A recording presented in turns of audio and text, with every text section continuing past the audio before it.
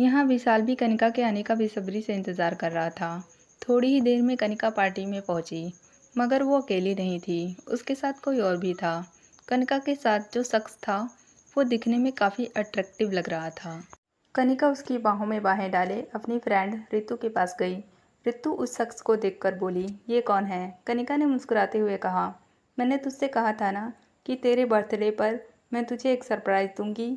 इनसे मिल, ये मेरे होने वाले हस्बैंड हैं। कनिका चौंक कर बोली, ये सब इतनी जल्दी कैसे, और तूने मुझे इस बारे में एक बार भी नहीं बताया। कनिका ने कहा, मैं तुझे सरप्राइज़ करना चाहती थी, इसलिए नहीं बताया। क्या हुआ, तुझे ये बात जानकर खुशी नहीं हुई? रितु ने कहा, ऐसी बात नहीं है, लेकिन मुझे तुझसे एक बहुत ज़रूरी बात करनी है। कनिका ने रितु की बात को टालते हुए कहा, अभी तेरे बर्थडे से ज़रूरी कुछ नहीं है।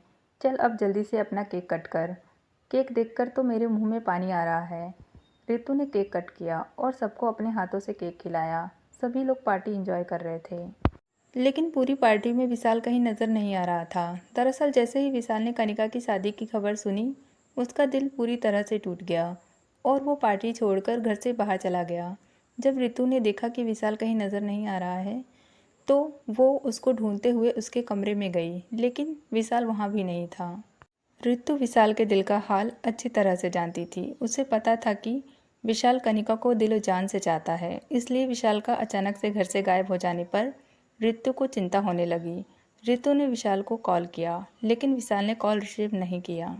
थोड़ी ही देर में विशाल पूरी तरह से टल्ली होकर पार्टी में पहुंचा। उसने इतनी शराब पी रखी थी कि वो ठीक से खड़ा भी नहीं हो पा रहा था। वो कनिका के पास गया और उसका हाथ पकड़कर उसे अपनी तरफ मोड़ लिया और सबके सामने उसने कनिका से कह दिया, कनिका आई लव यू, मैं तुमसे बहुत प्यार करता हूँ और अब मेरे बारे में कोई क्या सोचेगा मुझे इससे कोई फ़र्क नहीं पड़ता। पार्टी में मौजूद सभी लोग विशाल की तरफ हैरानी से देखने लगे। तभी विशाल की माँ उसके पास आई और विशाल के गाल पर एक जोरदार थप्पड़ जड़ दिया और उससे कहने लगी, ये तूने क्या नौटंकी लगा रखी है?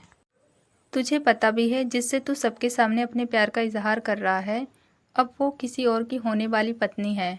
तभी कनिका ने विशाल की माँ से माफ़ी मांगते हुए कहा, मुझे माफ़ कर दीजिए आंटी, अभी मैंने थोड़ी देर पहले जिससे आपको मिलवाया था वो मेरा मंगेतर नहीं है। वो तो सिर्फ मेरा एक अच्छा दोस्त है। मैंने आप सबसे और रितु से भी झूठ कहा था कि मेरी शादी होने वाली है। विशाल ने हैरानी से कनिका से पूछा, लेकिन क्यों, तुमने ऐसा क्यों किया?